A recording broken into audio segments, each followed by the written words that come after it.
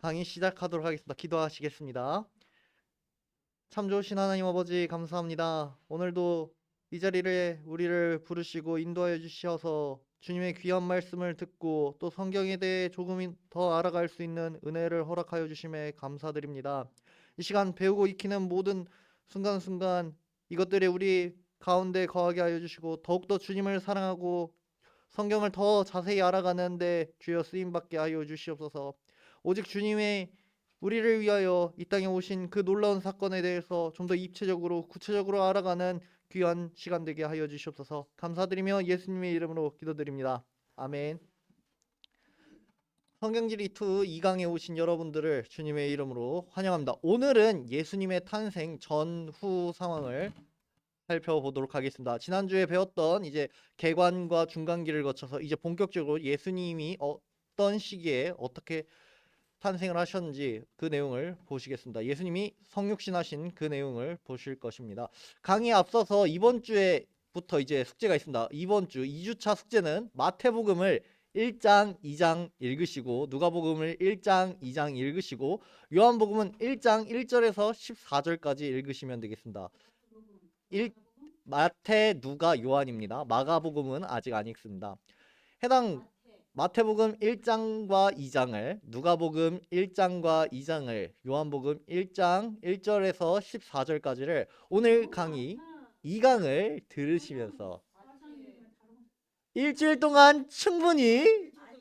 일주일 동안 충분히 읽으실 수 있어요. 네, 이거만 읽으시면 돼요. 네. 아유, 쓰시지 마시고, 예.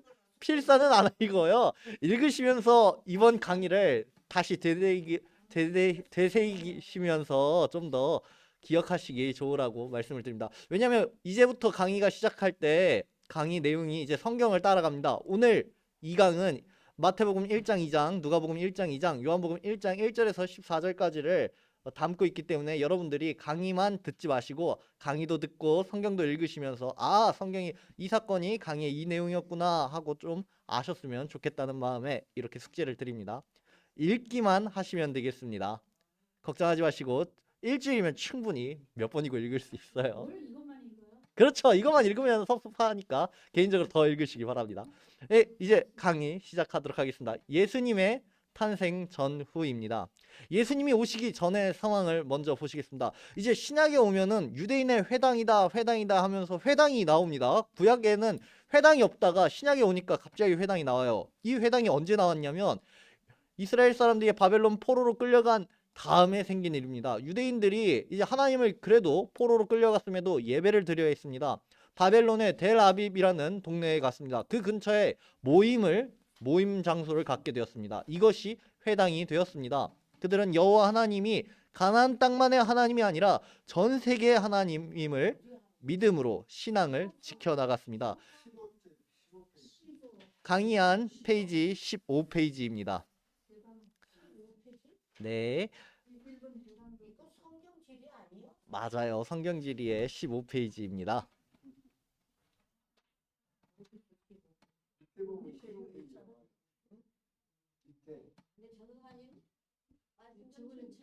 말씀, 네, 말 천천히 하겠습니다. 알겠습니다. 천천히 할 테니까 천천히 따라오시기 바랍니다. 그러니까 회당은 어떻게 생겼냐? 바벨론 포로기 때 유대인들이 바벨론 땅에서도 하나님을 예배드리기 위해서 바벨론의 델아빕 거기서 모여가지고 하나님을 예배했다. 그때 예배하면서 아, 여호와 하나님은 가나안에만 국한된 신이 아니라 전 세계를 지으시고 전 세계를 운행하시는 그런 하나님이구나라는 것을 유대인들이 받아들였고 믿었던 것입니다. 그래서 회당이 중요하게 대두됩니다. 신약에 와서 회당이 등장하는 이유가 그 때문입니다. 이제 메대와 바사의 종교의 자유 그리고 다윗 후손의 쇠퇴와 제사장권 강화에 대해 보겠습니다. 고레스 왕은 패권을 장악한 뒤에 바벨론의 신뿐만 아니라 다른 민족의 신들도 인정해줬습니다. 우리가 그 고레스 칙령 얘기하는 그 고레스 왕 맞아요. 이로 정치와 종교가 분리되었습니다. 기존에는 정치와 종교가 하나였습니다. 기존의 고대 근동의 나라들은 내가 왕인 것이, 내가 너희를 다스리는 것이 어떤 권위냐? 신적인 권위다. 그래서 내가 너희를 다스리는 게 맞다. 너희가 내 말에 복종해야 된다. 라는 취지로 정치와 종교를 하나로 했지만 고레스 왕은 이 정치와 종교를 분리하면서 정치는 내가 알아서 할 테니까 너희는 나의 신하로서 살지만 너희 각자의 신앙은 잘 지키면서 살아라 하면서 종교의 자유를 허락하게 됩니다. 그러면서 이게 좋은 일로만 취급되냐? 아닙니다. 왜냐하면 기존의 일신교에서 다신교로 정책이 바뀐 겁니다. 한 국가 내에 우리는 어떤 신을 섬겨, 우리는 바알을 섬겨 혹은 아세라를 섬겨 했던 그 신앙이 이제는 너는 바알 섬기냐? 나는 아세라 섬긴다. 나는 여호와 섬겨. 이런 식으로 짬뽕이 되게 되는 겁니다. 이게 우리 여호와 신앙을 품는 우리들에게도 치명적인 문제가 됩니다. 이제 이후에 신약 시대에 오면서 많은 사람들이 각자의 신앙으로 각자의 소견에 옳은 대로 믿음을 갖게 된 것이 바로 이때부터 시작되는 것입니다. 바사의 지배 아래 있던 다윗의 후손 스룹바벨과 제사장 예슈아가 협력하여서 성전을 세웠지만 정치적 후예인 다윗의 후손은 쇠퇴하게 되고 제사장권이 공식적으로 인정을 받아 세력이 커졌습니다. 왜 이렇게 됐냐면 아까도 말했지만 정치와 종교가 분리가 되었다고 했습니다. 이 이스라엘 땅의 정치적인 후예인 다윗의 후손은 앞서 말했듯이 바사의 고레스 왕이 이제 너흰 내 신하로서 살아야 돼 라고 하면서 정치적인 후손이었던 다윗의 후손은 쇠퇴하게 되었던 것이고, 그래도 종교적으로 너희가 너희 믿고 싶은 대로 믿어 라고 했으니 제사장권이 강화가 된 것입니다. 이로 인정을 받아 세력이 커졌습니다. 그래서 신약시대 때 와서 막 다윗의 후손 이런 얘기는 갑자기 없어지고 제사장이라든지 대제사장이라든지 이런 부분들만 남았던 것이 바로 이 때문이었습니다. 그 결과 제사장 사두개 후예인 사두개인이라는 기득권층이 된 반면 다윗의 후손인 요셉은 시골 동네 목수가 되었습니다. 사두개인이 이제 계속해서 신약에서 등장하게 됩니다. 헬라의 언어 통일입니다. 70인경으로 성경의 세계화가 시작됩니다. 앞서 우리가 중간기를 배우면서 헬라 제국 이야기를 했습니다. 그때 프톨레미 왕조가 이 이스라엘 땅과 이집트 땅을 차지하면서 다스렸는데 그때 이 헬라 제국의 언어인 헬라어가 공통어가 됩니다. 이 이스라엘 땅에도 당연히 마찬가지로 헬라어가 공통어가 됩니다. 프톨레미 2세의 주도로 최초의 번역 성경이 생깁니다. 기존에 히브리어로 기록된 성경을 이제 헬라어로 기록하게 됩니다. 이것이 그 유명한 70인경입니다. 바벨론 포로기부터 흩어져 살던 유대인들은 70인경의 도움을 받아 성경을 좀 더 쉽게 이해할 수 있었습니다. 바벨론으로 흩어지게 되었습니다. 이스라엘 땅에서 살던 사람들이 바벨론으로 떠나게 됐고 또 그곳에서도 다른 땅으로 이주하게 되었습니다. 그때 히브리어로 된 성경은 우리가 당장 읽을 수가 없었어요. 왜냐하면 바벨론 포로를 했던 1세대들은 히브리 사람들이고 히브리 문화가 익숙하니까 그대로 읽을 수 있지만 그 밑에 자라났던 2세대, 3세대들은 이제 바벨론 언어도 배우고 또 이후에 헬라 제국이 되면서 헬라어를 배우니까 공용어가 헬라어다 보니까 히브리어가 뭐지? 히브리어 부모님이 쓰던 거, 할아버지 할머니가 쓰던 거라고 얼핏 알지 이걸 글로 읽을 수가 없었던 것입니다. 그때 프톨레미 2세가 성경을 헬라어로 번역하면서 이제 흩어졌던 유대인들이 디아스포라 유대인들이 성경을 읽을 수 있게 된 것입니다. 신약 성경의 구약의 인용이 대부분 70인경이 된 것이 바로 이 때문이기도 합니다. 종파의 득세입니다. 종교 정책과 혁명을 주도한 세력 모두가 제사장권을 강화시켜 사두개파라는 기득권을 형성하게 됩니다. 바벨론에서 귀환하던 당시 느헤미야보다 일찍 돌아온 종교 지도자 에스라의 영향으로 하시딤이라는 경건주의자들이 생겼고 이들이 이후에 바리새파라는 종파를 형성하여 중산층 종파로 자리를 잡습니다. 신약에 두 핵심적인 종파가 나오죠. 바리새인과 사두개인 나옵니다. 그 사두개인은 기득권 세력을 형성하였고 바리새파는 중간층, 중산층을 형성하는 그런 종파였습니다. 이들은 율법과 전통을 중시하는 것이 특징입니다. 바리새인들은 율법과 전통을 중시합니다. 이 중에서 힐렐이라는 훌륭한 율법학자가 나왔고 이를 추종하는 힐렐 학파는 율법 해석에서 어느 정도 융통성을 인정하지만 샴마이 학파는 엄격한 율법 준수를 강조하였습니다. 그래서 읽다 보면 이제 바리새인들인데 서로 싸우는 모습을 봅니다. 그 이유가 한쪽은 같은 바리새인 중에서 한쪽은 힐렐 학파여서 좀 융통성 있게 성경을 해석하자, 우리 상황에 맞춰서 해석하자라고 하기도 하지만, 아니다, 샴마이 학파는 아니다, 성경은 그렇게 해석하는 거 아니다, 엄격하게 율법으로 해석해야 된다라고 하는 것입니다. 그리고 예수님 당시에 팍스 로마나라고 로마의 시대였습니다. 하스모니아 왕조는 BC 63년 로마의 폼페이 장군의 침공으로 로마의 수하에 들어가게 되었습니다. 로마는 팍스 로마나라는 평화 정책으로 지역 자치제를 추진합니다.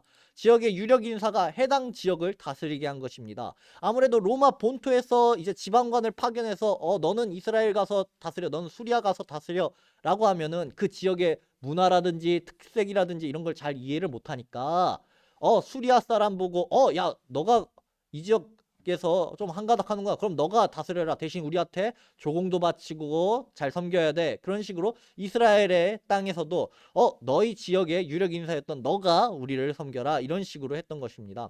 폼페이는 예루살렘을 점령한 뒤 하스모니아 왕가의 후손을 대제사장으로 세운 반면 정치적으로는 이둠의 에돔 출신의 안티파테르를 총독으로 임명을 합니다. 아까 말했듯이 정치와 종교를 분리시켰다고 했습니다. 고레스 왕 때부터. 그리고 로마 시대 때 와서도 정치와 종교가 분리되었습니다. 기존의 이 유대인 땅의 하스모니아 왕가의 후손을 정치적인 지도자로는 세울 수가 없으니 로마가 다스리니까 대제사장으로 세워주고, 그래도 이 지역의 유지였던 이둠의 에돔 족속이라고 하죠. 이스라엘 땅이 이렇게 있으면 한 이쯤에서 사는 에돔 족속이, 그 구약 성경에서 등장하는 그 에서의 후예인 에돔 족속을 데려와서, 그 중에 안티파테르라는 인물을 데려와서 너가 이 지역을 다스리는 총독으로 임명해 줄게 라고 하면서 총독으로 임명을 합니다. 이 안티파테르의 아들은 헤롯입니다. 로마에서 유다의 분본왕 지위를 얻고 유다를 통치하게 됩니다. 이때가 BC 40년입니다. 로마 제국의 위대한 업적은 뛰어난 도로 정비입니다. 도로를 따라 사도 바울은 1차 전도 여행 때 세바스테의 길을 이용했고, 2차 전도 여행 때는 에그나티아 길을 이용했고, 로마 후송 때는 아비오 길을 따라 압송되기도 하였습니다. 로마는 정치와 종교를 철저히 분리해 식민지들의 종교에 자유를 주었습니다. 그로 인하여 복음이 합법적으로 세계에 전파될 수 있었습니다. 신약 성경에 보면은 사도들이 또 교회의 일꾼들이 복음을 전하는 것 자체는 문제가 되지 않았습니다. 그러나 이제 문제가 되는 요인들이 황제 숭배와 접촉되는 게 문제였습니다. 복음을 전하고 예수님을 믿으세요 이렇게 말을 하는 건 전혀 불법적인 요소가 아니지만, 예수님을 믿으면 황제를 섬기면 안 됩니다. 황제에게 절해서는 안 됩니다. 황제를 신으로 모시면 안 됩니다. 이 부분이 로마의 정책과 거슬렸던 것이지요. 그로 인하여 복음이 합법적으로 세계에 전파될 수 있었습니다. 옥타비아누스 가이사 아구스도가 선포한 팍스 로마나 정책은 로마 제국 전체를 정치적으로 안정되게 하였습니다. 각 식민지에는 분본왕이 그리고 직접 관할하는 지역에는 총독을 세웠습니다. 친로마 도시는 시민권을 주기도 했습니다. 사도 바울의 고향인 다소나 혹은 빌립보 같은 도시가 그 시민권을 받는 혜택을 받은 대표적인 예이기도 합니다. 이러한 정책으로 문화와 교류가 활발하게 이루어졌으며 법 또한 모든 부분을 체계화하게 됩니다. 이제 로마의 통치와 헤롯의 등장을 보겠습니다. 일단 먼저 로마의 통치를 살펴보겠습니다. 로마는 기존의 삼두 정치라는 체제로 권력을 분배하였습니다. 어느 한 독재자가 나라를 다스리는 게 아니라 3명이서 나라를 다스리게끔 하면서 서로 균형 있게 견제하기도 하였습니다. 그러나 이 정치가 균열이 생기는 게 이 시기입니다. 폼페이, 크라수스, 가이사가 이렇게 양분하여 권력 구도를 형성하였는데, 크라수스가 바데 왕국과 전쟁에서 패배하여 죽음으로 이제 3개였던 권력이 무너지면서 2개가 되면서 갈등이 심화가 됩니다. 가이사와 폼페이의 권력 투쟁이 심화되었고 결국 가이사가 이겨 정권을 잡게 됩니다. 그러나 공화정의 지속을 원했던 삼두 체제를 계속 지속하기를 원했던 세력에 의해서 가이사가 암살당하게 됩니다. 가이사의 장군 안토니우스와 그리고 가이사의 양자 옥타비아누스가 BC 42년에 빌립보 전투에서 가이사를 암살했던 이들의 세력을 물리치면서 이들이 정권을 잡게 됩니다. 이로 인해서 빌립보를 로마의 직할 도시의 영예를 주게 되고 또 로마의 퇴역군인들이 머무는 도시가 되게 됩니다. 안토니우스와 옥타비아누스가 서로 사이좋게 지내지 않았습니다. 결국에 또 권력 다툼을 하게 됩니다. BC 31년에 악티움 해전에서 옥타비아누스가 승리로 결말을 맺게 됩니다. 원로원은 옥타비아누스에게 아우구스투스, 우리 성경의 표현으로는 아구스도라는 칭호를 줍니다. 이 칭호는 존엄자라는 뜻입니다. 그를 황제로 추대하게 됩니다. 성경에서는 이 가이사 아우구스투스를 옥타비아누스를 가이사 아구스도라고 부릅니다. 우리가 가이사 아구스도가 천하로 호적하라 명하였으니 그 인물이 이 인물입니다. 그가 가이사의 양자이므로 가이사가 성이 되었습니다. 그리고 이후 가이사는 로마 황제의 명칭이 됩니다. 이후 계속 가이사가 등장하는 건 가이사가 장수했고 오래 살아서가 아니라 옥타비아누스 다음 황제도 가이사라는 칭호를 받게 되고 이걸 이제 영어로 카이저, 시저 이런 식으로 황제라는 뜻이 되게 됩니다. 가이사 아우구스투스는 옥타비아누스는 그의 후계자로 양아들인 티베리우스, 성경에서는 디베료라는 인물이 이때 등장합니다. 그의 후계자로 양아들 디베료를 지명하게 됩니다. 옥타비아누스가 아구스도가 살아있을 때는 디베료와 함께 공동 통치를 하다가 옥타비아누스가 먼저 아구스도가 먼저 AD 14년에 세상을 떠나자 이제는 디베료 혼자서 제국을 통치하게 됩니다. 디베료는 현실을 도피하며 카프리 섬에 은둔하여 지냈고 그의 근위대장 세이아누스에게 실권을 위임합니다. 이때 그가 통치하던 시기가 바로 예수님이 공생애하던 시기입니다. 이 인물이 옥타비아누스고 이 인물이 디베료 황제입니다. 헤롯의 가계를 보겠습니다. 이제 신약성경 오면 헤롯이 등장하죠. 그 헤롯의 가계 집안을 한번 살펴보겠습니다. 헤롯은 한 명이 아닙니다. 우리가 예수님이 아기 때 아이들을 다 죽여라 동방박사랑 만난 헤롯은 대헤롯이고 이후 아들 헤롯이 있고 또 이후 또 손자 헤롯, 그 축 먹어 죽은 헤롯도 다른 헤롯입니다. 하나의 헤롯이라고 생각하시면 안 됩니다. 오해하시면 안 돼요. 우리가 이제 헤롯이라고 계속 하니까 오해하기 쉬운데 그냥 성 따라서 부른 겁니다. 로마의 폼페이 장군은 예루살렘을 정복하고 에돔의 후예인 이두메 사람 안티파테르에게 행정권을 넘겨주어 그 지역의 총독으로 역할을 맡깁니다. 안티파테르는 로마의 비위를 맞추면서 자신의 역할을 잘 감당했습니다.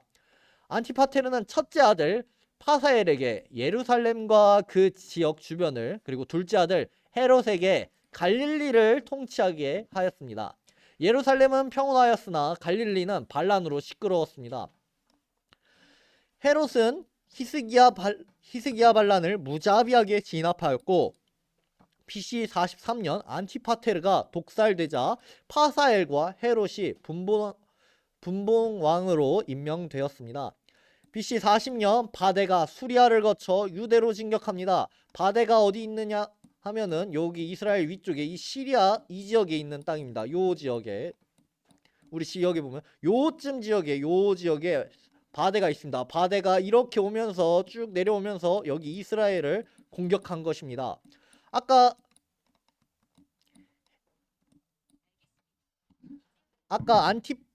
헤롯이 첫째 아들 파사엘에게 예루살렘이 있는 이 지역과 이 근방 지역을 주었고 헤롯에게는 여기 갈릴리 지역을 줬다고 했습니다.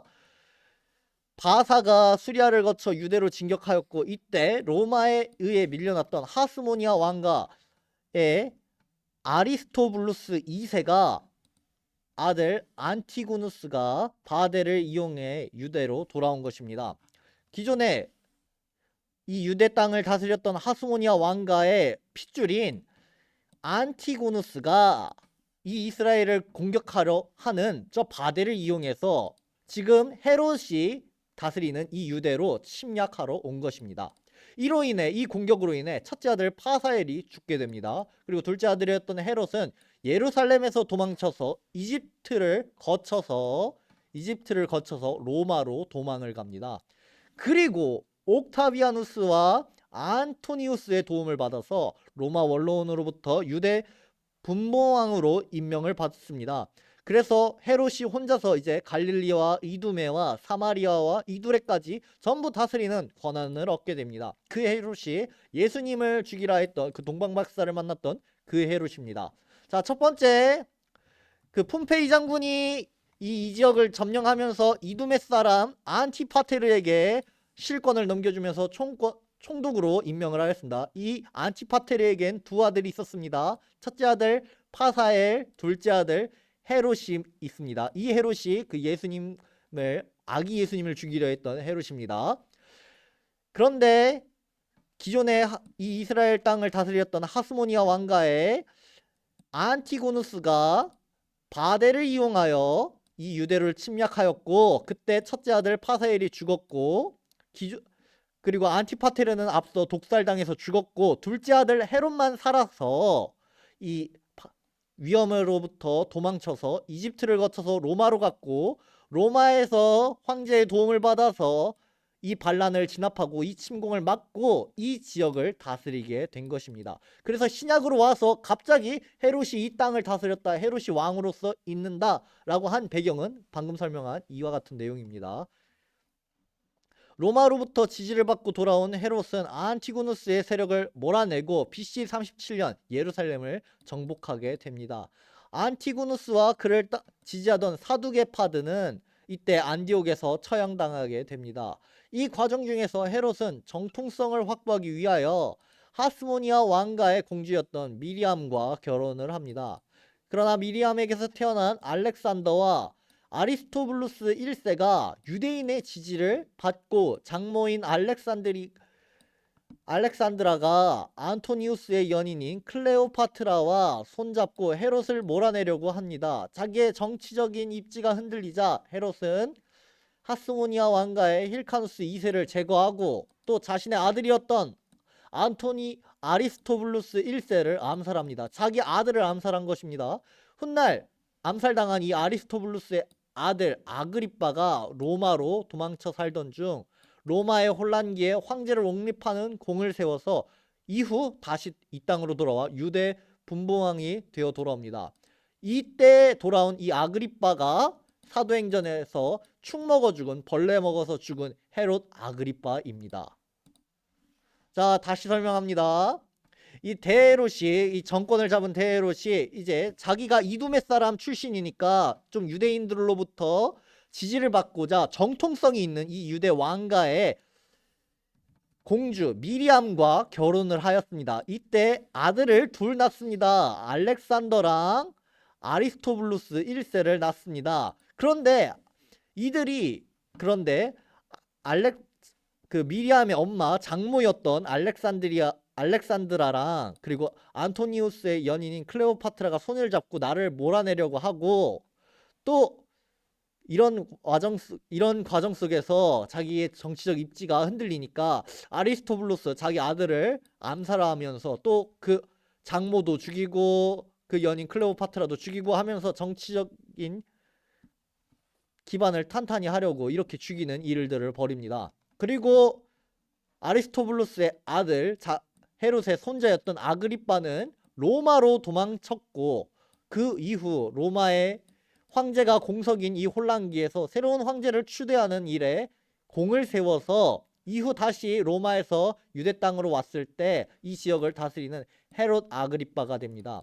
이 헤롯 아그리빠가 사도행전 12장 23절에 헤롯이 영광을 하나님께로 돌리지 아니하므로 주의 사자가 곧 친히 벌레에게 먹혀 죽으니라 했던 그 헤롯입니다. 헤롯은 허약한 정치 기반과 계속되는 로마 정권의 교체 속에서 자신의 위치를 지키기 위해 건축 사업에 몰두합니다. 왜 건축 사업에 몰두했냐면 이제 흩어졌던 이스라엘 사람들이, 유대인들이 이 땅으로 돌아오니까 원했던 것은 하나님을 섬기는 성전을, 과거의 영광이었던 그 솔로몬 성전을 다시 재건하기를 바랬던 것입니다. 헤롯은 그들의 요구를 알았고 그들이 갈망하는 바를 알았고 그래서 건축 사업에 몰두하게 됩니다. 성전과 여러 도시들과 또 이후 침공을 대비해서 요새를 세웁니다. 유대인들의 환심을 사기 위하여 이런 일을 계속하여 벌였습니다. 그리고 마침내 AD 68년에 성전을 완성합니다. 그러나 그는 아버지의 암살로 인하여 의심병이 심각한 수준이었습니다. 그의 가정에는 불화가 끊이지 않았습니다. 아내도 죽이고 자식도 죽입니다. 예수님은 헤롯이 병들어 쇠약할 때쯤 태어나셨습니다. 아기 예수님이 이때쯤 태어나신 거예요. 헤롯은 죽음을 앞두고도 권력에 도전하는 그 어떤 것도 용납하지 않았습니다. 이런 상황에서 헤롯에게 동방에서 온 박사들이 우린 왕을 경배하러 왔습니다 했던 것은 정말 충격적인 일이었을 것입니다. 그래서 그가 그런 잔혹무도한 짓을 벌인 것입니다. 그래서 예수님이 탄생을 하시고 바로 천사의 도움을 하나님의 말씀을 따라 요셉이 애굽으로 피신을 가게 됩니다. 헤롯 왕은 정통 유대인이 아니라 에서의 후손인 이두메 사람 안티파테르의 아들로서 BC 73년경에 태어났고 BC 40년경부터 AD 93년까지 유다와 인접 지역을 통치한 헤롯 왕조의 실질적인 창시자입니다. 그래서 신약시대 때 이 이스라엘 지역에 다스리는 총독이라든지 왕의 이름이 계속 헤롯이 거론되는 것은 이와 같은 이유 때문입니다. 헤롯은 대제사장 시몬의 딸 미리암 2세를 세 번째 아내로 맞아 세례 요한의 비난을 받은 그 헤로디아의 남편 빌립 1세를 낳습니다. 사마리아 출신 넷째 아내 말다게에서 아켈라오와 헤롯 안티파스를 낳습니다. 그리고 예루살렘 출신 다섯 번째 아내 클레오파트라에게서 이둘의 분부왕이 되는 빌립 2세를 또 낳습니다. 빌립 2세는 헤로디아의 딸 살로메와 결혼을 합니다. 헤롯의 최후는 BC 4년에 병에 걸려 70세의 나이로 여리고에서 최후를 맞이합니다. 헤롯이 로마로부터 분보왕에 임명된 것은 솔로몬의 영토와 거의 맞먹습니다. 그러나 완전한 왕이 아니었습니다. 왜냐하면 그 자체로서 분보왕으로서 권한이 한정되어 있기 때문입니다. 권한이 독립된 지방자치장관 정도로 군사력도 없고 세금도 로마에게 꼬박꼬박 바쳐야 했습니다. 헤롯이 죽고 나자 후계자 문제로 그의 자녀들에게 통치 구역이 나누어집니다. 일부를 여동생 살로메에게 분할했지만 대부분은 아들에게 주었습니다. 유대와 이두메, 사마리아는 아켈라오가 위임을 받고 갈릴리와 베레아는 헤롯 안티파스가 다스립니다. 갈릴리 북쪽 이두레와 드라고닛은 빌립이 다스립니다. 이 내용이 이 지도입니다. 자, 여기 사마리아와 이 예루살렘에 있는 이 땅을 아켈라오에게 줬고 이쪽을 자기 자기 여동생에게 주고 또 이쪽을 헤롯 안티파스에게 주면서 이렇게 이 지역을 이렇게 아들들에게 또 자기 친지에게 이렇게 양분했던 것입니다. 아켈라오가 실각하고부터는 로마가 직접 보낸 지방관이 사마리아, 유대, 이두메를 다스리게 됩니다. 성경은 이를 총독이라고 하지만 실질적으로는 군사권이 없고 행정권만 가진 지방장관이었습니다. 이 총독은 행정수도를 해안가 가이사랴에 두었습니다. 군사권이 없는 대신 자체 병사를 모집하여 예루살렘 등에 배치하였습니다. 예수님의 탄생을 보겠습니다. 예수님의 탄생에 대해서 살펴보기 전에 우리가 복음서마다 조금 차이가 있다는 걸 염두에 둬야 합니다. 4복음서의 저자들은 예수님 한 분을 각기 다른 관점에서 바라보고 각자 주어진 환경과 은사들을 활용하여 또 성령의 영감을 따라 복음서를 집필하였습니다. 마태, 마가, 누가, 요한이 예수님을 바라보면서 복음서를 기록했지만 그 내용이 다른 것은 이와 같은 이유 때문입니다. 우리가 그림을 그릴 때도 미술을 할 때도 어떤 대생을 할 때도 조각이 있으면 앞에서 보는 사람이 다르고 옆에서 보는 사람이 다르고 뒤에서 보는 사람이 다르고 또 반대쪽에서 보는 사람이 다른 것처럼 복음서 역시도 예수님에 대해서 마태는 이 부분을 강조하고 누가는 이 부분을 강조하고 각자 강조점이 다르기 때문에 조금 다르다는 것입니다. 우리가 성경지리를 배울 때는 그럼 어떤 강조점을 갖고 볼지 한번 살펴보겠습니다. 먼저 마태입니다. 마태는 구약의 성취에 초점을 두었습니다. 유세비우스와 많은 교부에 의하면 마태복음의 저자는 예수님의 제자인 마태라고 합니다. 그는 세리 출신이었고 유대인 공동체에서 사역을 하다가 멀리 떠날 때가 되자 복음서를 기록해서 유대인들에게 남겼습니다. 성경에서 마태는 레위라고 불리기도 합니다. 마가복음 2장 14절에 그 레위 맞습니다. 그는 다른 이들과 마찬가지로 예수님의 부르심에 세리 생활을 청산하고 예수님을 따릅니다. 그의 직업은 예수님의 사역을 돕는 데 기여했을 것입니다. 그는 세밀함으로 주님의 말씀을 기록하였고 다른 어떤 복음서보다도 구약을 많이 인용하여 구약의 내용이 예수님을 통해 어떻게 성취되었는지에 초점을 맞춥니다. 마태복음 1장 22절, 2장 15절, 2장 33절, 4장 14절이 대표적인 예입니다. 그래서 마태복음 첫 장에 예수님의 계보에 대해서 기록을 한 이유가 유대인들이 이런 계보나 이런 거 너무 익숙하다 보니까 마태복음은 글을 기록을 한 것입니다. 아담으로부터 아브라함으로부터 다윗으로부터 또 예수님까지 어떻게 이어졌는지 마태는 글을 기록한 것입니다. 이사야서 예언을 인용을 한 것도 마태복음은 이런 이유 때문에 인용을 잘 한 것입니다. 다음으로 볼 것은 마가입니다. 마가는 사건의 중심을 두었습니다. 마가에 대한 첫 번째 언급은 그의 어머니가 예루살렘 신자들의 집회 장소로 사용된 집을 가지고 있다는 데서 나옵니다. 사도행전 12장 12절입니다. 마가는 바울과 바나바와 제1차 전도 여행을 함께 가기도 합니다. 그러나 마가는 여행 도중 밤빌리아의 버가에서 돌아옵니다. 바울의 말년에 마가는 다시 신임을 얻습니다. 마가는 베드로의 설교를 통역해 주었고 사람들의 요구에 부응하여 로마에서 이 말씀을 정리하여 발간을 합니다. 예루살렘 출신의 지식인이자 유대인이었던 마가는 여러 곳으로 흩어졌던 성도들을 대상으로 복음을 기록을 합니다. 흩어져 있는 사람들은 히브리어나 풍습을 잘 몰랐기에 쉽게 사건 중심으로 서술하며 모르는 말이나 습관이 있으면 이를 줄을 달아 설명합니다. 대표적인 예가 달리다굼, 그거를 기존 유대인이라든지 아니면 이 히브리 배경에 있던 사람들은 이 말이 무슨 뜻인지는 알지만 흩어져 있던 헬라 문화권에 살던 사람들은 모르니까 이를 번역하면 달리다굼, 그 내용을 이야기했던 것입니다. 누가복음을 기록한 누가는 이방인에 초점을 둡니다. 누가는 안디옥 태생으로 추정이 됩니다. 의사로서 복음서를 기록합니다. 누가복음에는 몇 가지 특징이 있습니다. 첫 번째 특징은 다른 저자들과 달리 갈릴리 바다를 호수라고 호칭을 합니다. 히브리어에는 바다와 호수에 대한 구분이 없어요. 바다나 호수나 욤이라는 단어를 씁니다. 그래서 히브리 출신 제자들은 갈릴리를 바다라고 했습니다. 그러나 누가는 이를 명확히 구분합니다. 갈릴리 호수라고요. 갈릴리는 호수가 맞습니다. 소외된 사람의 입장에서 예수님의 사역을 살폈습니다.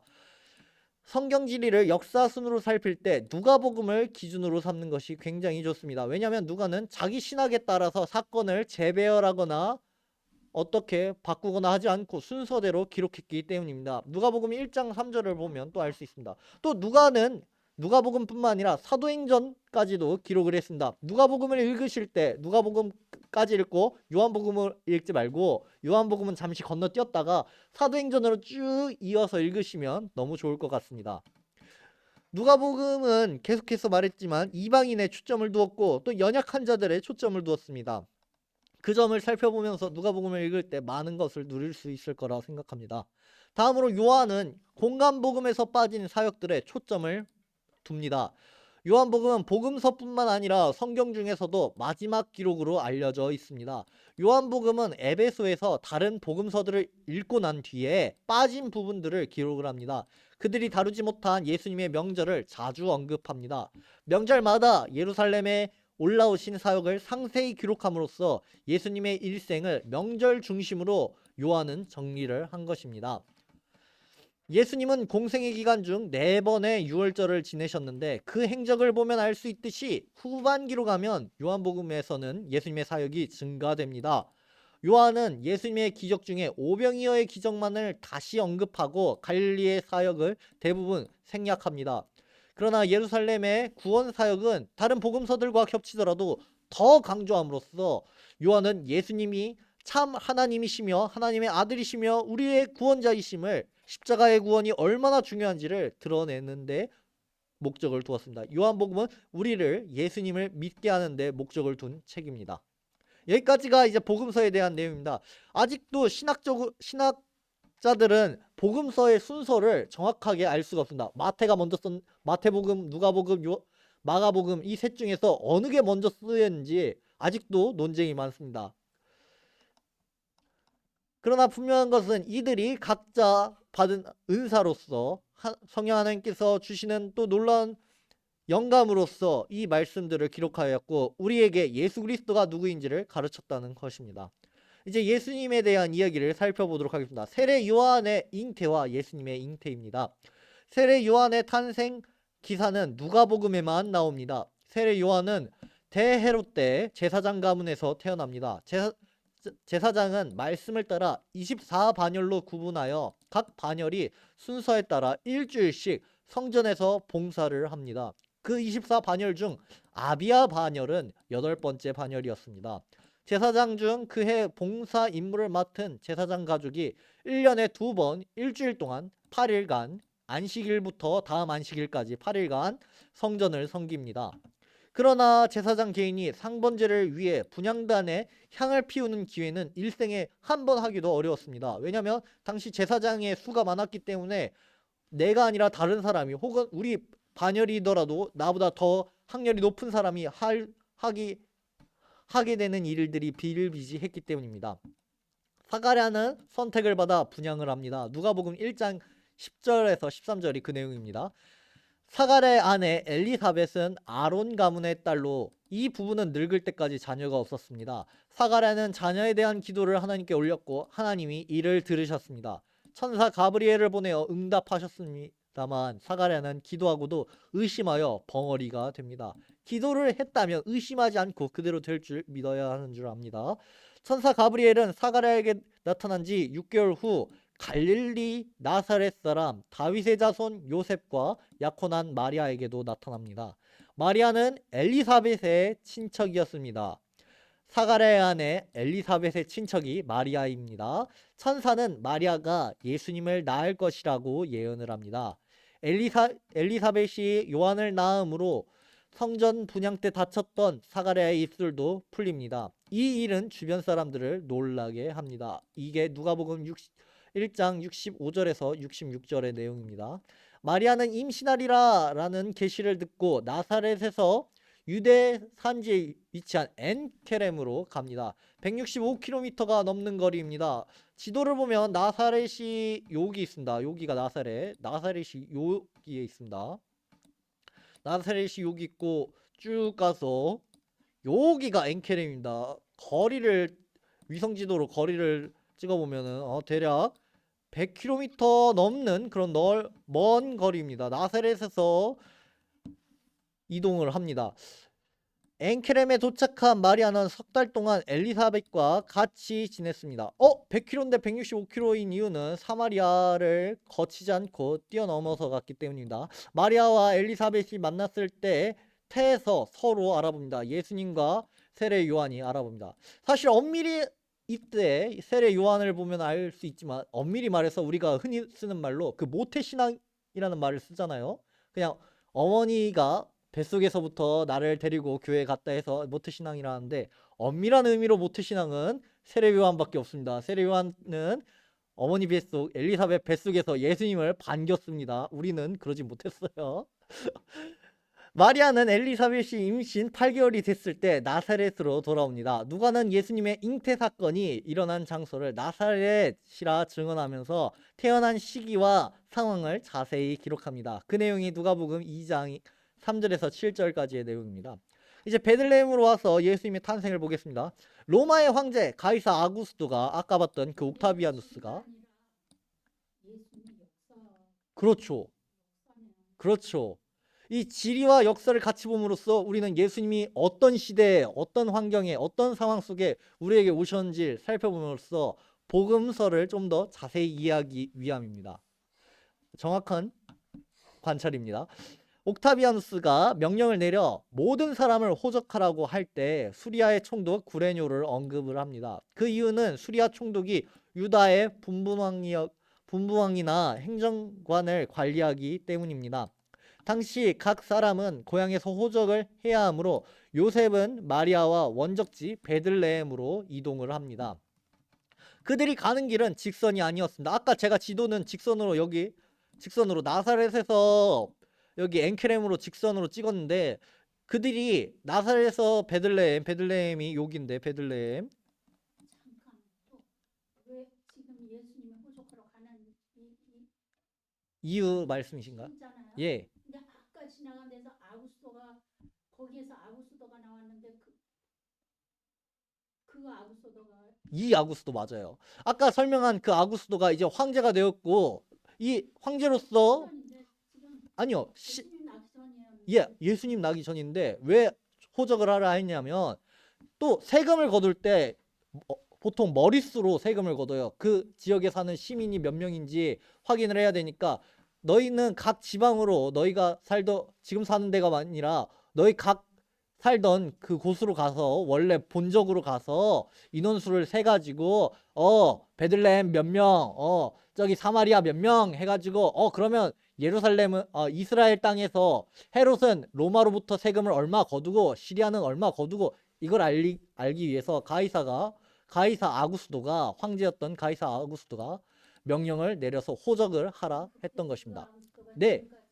그때 그 아구스도가 지금까지 합니다. 아구스도가 언제까지 아까 설명을 드렸지만 AD 14년이었나요? 그때까지 이 지역을 로마 제국을 다스립니다. 이게 보시면 AD 14년까지 디베료 황제 아구스도와 그 양아들 디베료와 함께 이 로마 제국 전체를 다스립니다.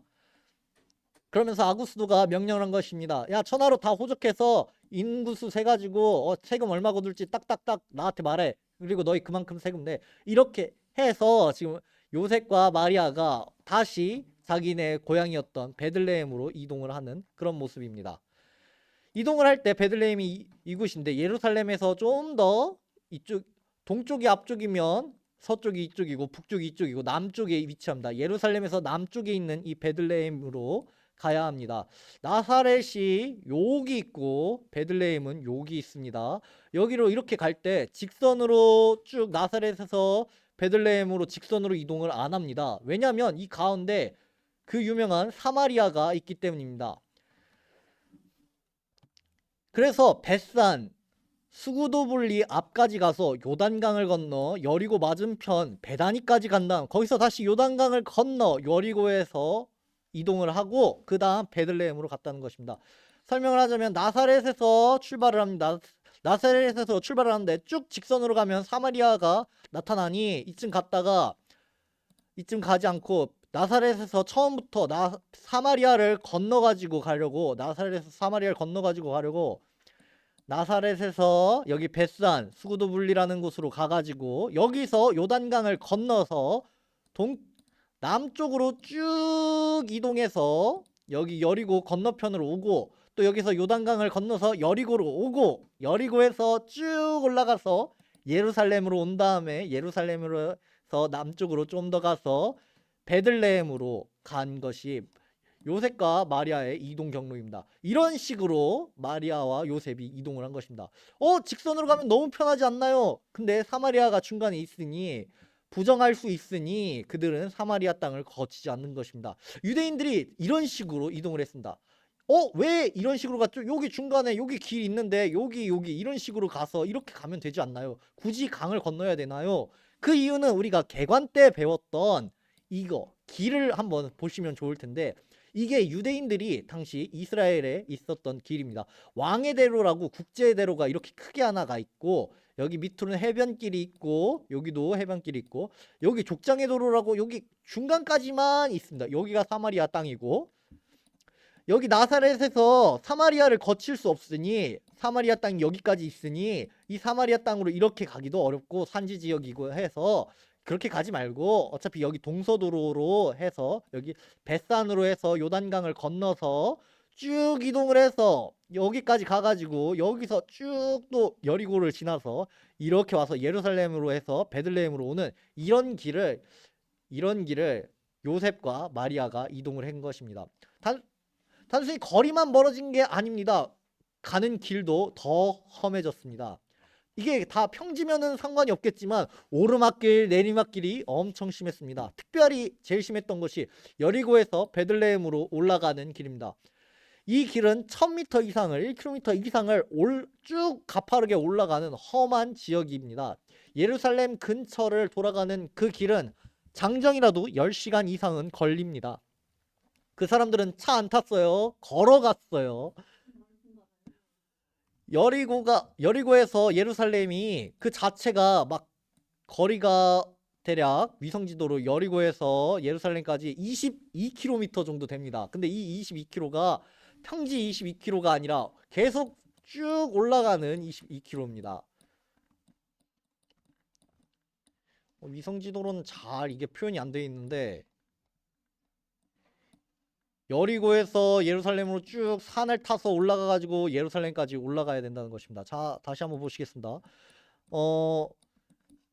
고도 측정을 하면 여리고는 대략 마이너스 248m 그 정도의 위치에 있으면 예루살렘은 767m 대략 1000m 정도 되는 고도를 갖는 것입니다. 이런 고도를 쭉 올라가는 것입니다.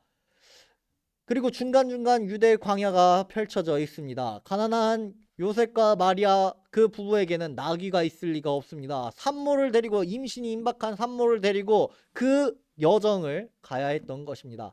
만삭인 마리아와 요셉은 다른 사람들을 따라가기 버거워서 밤 늦게야 이제서야 베들레헴에 도착을 했습니다.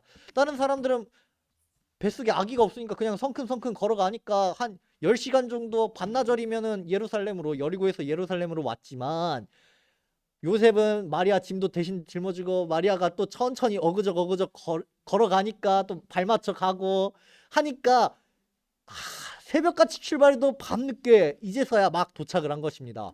베들레헴에 도착을 하고 이제 그래도 짐 풀고 좀 누워서 좀 쉬자 해서 숙소를 찾는데 숙소가 없죠. 지금 이 천하로 호적하라는 가이사의 명령은 요셉이랑 마리아에게만 주어진 게 아니라 온 사람들에게 주어진 명령이고 다들 예루살렘을 거쳐서 어디로 가고 예루살렘으로 가고 하니까 숙소를 찾으려 해도 찾을 수가 없던 것입니다.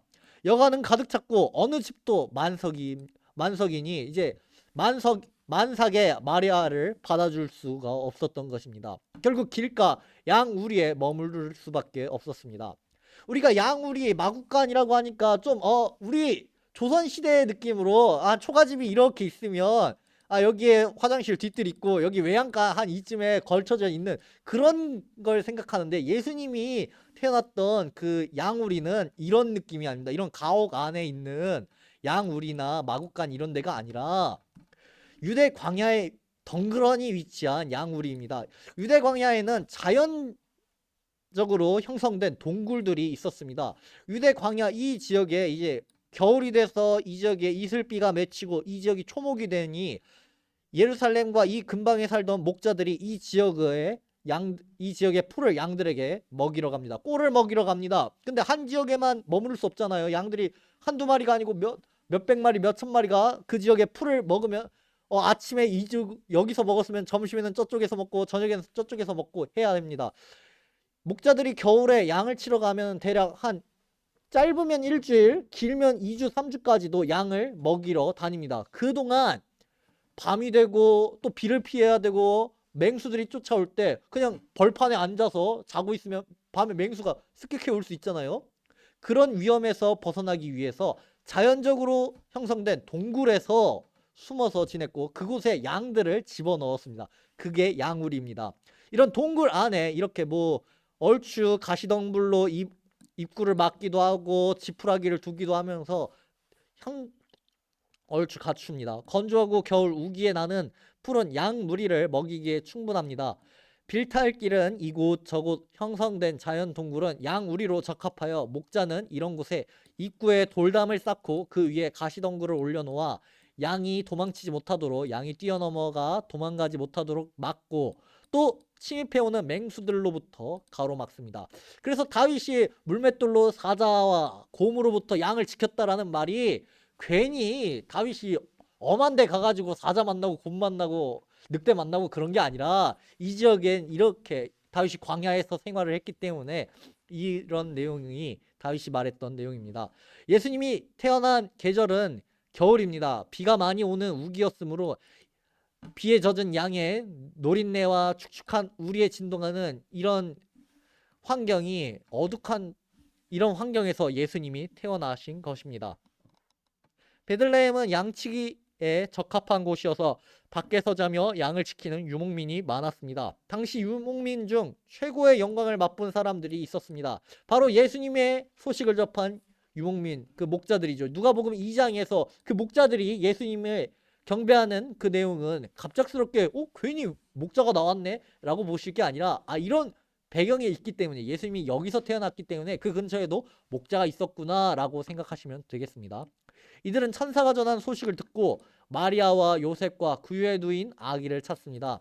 이후 돌아와 하나님께 영광을 돌리고 찬송하며 돌아갑니다. 그것이 누가복음 2장 8절에서 20절까지의 내용입니다. 아기의 이름은 난지 8일이 되어 할례를 할 때 주어집니다. 아기의 이름은 예수가 됩니다. 이는 보편적인 이름입니다. 우리가 듣기에는 예수라는 이름이 굉장히 특별한 이름인 것 같지만 당시에는 예수라는 이름이 흔했습니다. 우리가 흔히 말하는 그 철수 같은 이름이죠. 할례는 지역 랍비가 와서 의식을 하지만 남자아이를 낳은 지 40일이 지난 후 여인의 정결 의식을 행할 때에는 성전으로 가야 했습니다. 이 내용이 이런 규례가 레위기 12장 2절에서 4절에 기록되어 있고 이에 따라 누가복음 2장 21절에서 38절에 이제 마리아가 성전으로 간 것이 이런 이유 때문입니다. 마리아와 예수님이 성전에 왔을 때 두 사람이 예수님을 환영을 합니다. 이는 모두 소외된 지파의 사람들입니다. 한 사람은 위로를 기다리는 의롭고 경건한 시므온, 그리고 다른 한 사람은 아셀 지파의 바누엘의 딸 안나라는 나이가 매우 많은 선지자이자 과부였던 사람입니다. 이들이 예수님을 맞이합니다. 누가는 예수님이 애굽으로 가신 일을 생략하고 바로 갈릴리 나사렛으로 가신 것처럼 기록을 합니다. 그러나 마태복음에 의하면 예수님이 동방박사의 예방을 받은 날짜가 최소한 생후 40일이 지난 이후에서 최장 2년이라는 것을 우리가 마태복음의 기록을 보면 알 수가 있습니다. 미가서 4에서 5장을 보면 이 예언이 마태복음 2장에서 어느 정도 이루어졌음을 봅니다. 미가서 4장 2절과 5장 2절을 보시고 그리고 마태복음 2장 1절에서 12절을 보시면 이 말이 무슨 뜻인지 아실 것입니다. 동방박사들이 찾아간 곳은 예루살렘에서 직선거리로 4km밖에 안 되는 베들레헴입니다. 베들레헴은 작지만 수많은 성경적인 사건이 일어난 곳입니다. 성경의 사건이 많이 일어났어요. 룻과 보아스 사건도 베들레헴에서 일어났고 다윗의 유년 시절도 베들레헴에서 일어났습니다. 미가서 4장 2절의 말씀대로 이방인 대표로 동방박사들이 먼저 율법에 나오는 예루살렘에 도착하였고 그 나라를 다스릴 임금을 만나기 위해 베들레헴까지 왔습니다. 헤롯은 동방박사들이 돌아갈 때 다시 예루살렘에 들려야 하는데 들리지 않은 것을 수상히 여겼고 자신이 속았음을 알게 됩니다. 크게 분노하여 베들레헴의 어린 아이들을 모두 살해를 합니다. 이때 예수님은 천사의 도움을 받아 애굽으로 피신합니다. 예수님이 어떻게 애굽으로 가셨는지 또 어디서 사셨는지 성경은 말해주지 않습니다. 이는 우리에게 별로 중요한 내용이 아니라는 것입니다. 나사렛에서의 성장을 보겠습니다. 누가복음 2장 41절에서 52절입니다. 아기 예수가 젖을 뗄 무렵 예수님의 가족은 나사렛에 정착하였습니다. 예수님이 이스라엘에 오신 때는 헤롯이 죽고 왕국을 헤롯의 세 아들과 누이 동생에게 크게 4개의 지경으로 분할하 통치하던 그런 시기였습니다. 갈릴리에 속한 나사렛은 헤롯 안티파스가 다스렸습니다. 그는 나사렛 옆 세포리스에 수도를 두었습니다. 나사렛이 여기 있으면 여기 옆에 여기서 북서쪽에 위치한 요 지역에 세포리스라는 이 지역에 이 도시에 수도를 세웠습니다. 헤롯 안티파스가. 그리고 나사렛은 인구 200가구도 되지 않은 조그만한 시골 마을이었습니다. 그래서 사람들이 나사렛을 그렇게 멸시했던 것입니다. 갈릴리 가나 출신인 나다니엘조차 나사렛에서 선한 것이 날 수 없다고 할 정도로 작고 경멸을 받는 마을이었습니다. 이 작은 마을에서 예수님은 목수의 아들로 자라나셨습니다. 요셉 집안은 해마다 6월절이면 예루살렘에 갔습니다. 이는 모든 갈릴리 유대인이 행하던 관습이었습니다. 6월절이면 예루살렘으로 갑니다. 이때 대개 친척 단위로 움직입니다. 아이에게 일일이 신경 쓰지 않아도 되니 서로 안심할 수 있습니다. 요셉과 마리아도 6월절 제사가 끝나고 돌아갈 때 성인식을 할 나이 정도가 된 12세 예수가 당연히 친척들 틈에서 알아서 잘 따라오리라 생각을 했던 것입니다. 적당히 컸으니까 한두 번 간 길도 아니고 또 친척들도 다 함께 가니까 잘 따라오겠거니 하고 이동을 한 것입니다. 요셉과 마리아 일행이 갈릴리로 가면서 먼저 예루살렘에서 여리고로 내려가야 합니다. 아까 말했던 그 길을 따라 나사렛에서 아까 베들레헴으로 갔던 그 길을 따라서 이렇게 이동한 것처럼 예루살렘으로 도착했고, 예루살렘에서 다시 나사렛으로 갈 때도 이 길을 따라와야 했으니 예루살렘에서 먼저 여리고로 도착을 한 것입니다. 적어도 9시간 이상 걸리는 거리입니다. 일행은 아침 일찍 출발했고 여리고에 이르러 쉬었을 때는 소년 예수가 보이지 않았을 때입니다. 그래서 바로 뭐야 예수 어딨어 이러고, 야 어딨어, 거기 두고 왔나 보다, 거기 낙오됐나 보다 하고 바로 야 다시 가자 해가지고 돌아갈 수가 없었습니다. 9시간 걸리는 거리니까 또 아침 일찍 출발해서 이제 9시간 걸려서 한 오후쯤 됐죠. 이때 갔으니 다시 예루살렘으로 다시 되돌아간다 하더라도 밤이 늦은 시각일 테니 그럴 바에는 하루 자고 그 다음날 일찍이 예수를 찾으러 가자라고 판단을 했습니다. 한 수 없이 그날은 여리고에서 유숙을 하고 다음날 성전에서 소년 예수를 발견을 합니다.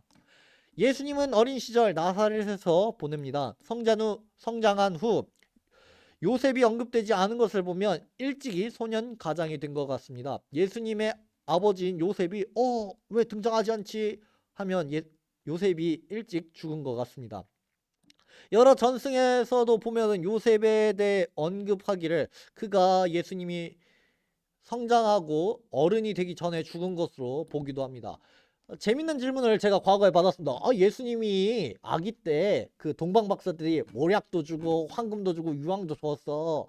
좀 집안이 좀 부유하지 않았냐? 비록 아버지 요셉이 목수였어도 그때 좀 큰 돈을 받았으니까 좀 유복하게 살지 않았냐라고 생각을 하던 사람이 그런 재밌는 질문을 받았는데, 요셉이 등장하지 않은 걸 보면은 요셉이 언제 죽었는지 우리가 알 수 없으나 분명한 건 예수님이 12살 이후에서 그리고 공생애 하기 전 그 안에 죽으셨고, 또 예수님이 형제가 좀 여럿 있었고 당시에도 자식들이 많은 그런 시대이기도 하니까 홀 어머니가 요즘처럼 워커홀릭 하면서 돈을 벌 수도 없는 환경이니까 그때 받았던 황금이라든지 모략이라든지 유황이라든지 이런 거 자연스럽게 쓰고, 예수님은 부유한 환경은 절대 아닌 그런 가정에서 자라지 않았나라고 우리가 추론할 수 있을 것 같습니다. 딴 길로 샜네요. 갈릴리에서 5km 떨어진 곳에 위치한 이 아까 봤던 세포리스 요 지역에서 이 지역이 한창 건설될 때 목수 요셉과 그의 아들 예수는 아마 이곳에 자주 방문했을 것입니다. 또한 나무가 많은 산지에서 이스라엘 골짜기를 바라보면서 선지자들의 사건들을 예수님은 기억을 했을 것이며, 또 성경은 예수님의 성장을 이렇게 묘사하며 마칩니다. 누가복음 2장 52절입니다. 예수는 지혜와 키가 자라가며 하나님과 사람에게 더욱 사랑스러워 가시더라. 아멘. 여기까지가 오늘 강의 2주차 강의였던 예수님의 탄생 전후를 우리가 살펴보았습니다. 앞서 말씀드린 숙제 꼭 기억하시고, 이 숙제 이걸 먼저 읽어왔어야지. 그쵸, 제 추천은 마태복음, 누가복음, 요한복음을 읽고 강의를 보시는 게 좋을 것 같습니다만, 좀 더 여유가 되시는 분들은 강의도 듣고 성경도 읽고 또 강의도 듣고 성경도 읽고 반복하시면서 예수님의 탄생 사건을, 이 배경을 좀 더 풍성하게 이해하시길 바랍니다. 다음 주엔 또 다른, 요한복음 쪽으로 가요. 다음 주엔 또 마태, 마가, 누가, 요한복음 또 더 읽을 겁니다. 뭐 그렇습니다. 여기까지 하고 강의를 마치겠습니다. 기도하고 마무리하겠습니다. 네, 질문. 누가복음 2장에 나오는 여기에 나오는 네. 비누에가 나 있잖아요. 네. 시몬 얘기하고 예수 나오신 거 환영한 건가? 예. 거기에서 비누의 딸 안나에 대해서는 어디도 안 나오고 딱 보기도 한 줄도 안 될 것 같아요. 그런데 그 사람의 이야기가 다른 데라도 없어요? 외경이라도 아, 알고 싶어요. 많이 궁금했던 사람이에요. 정말 아무것도 안 나와요. 딱 거기만 나와요. 그렇죠. 예, 이 부분은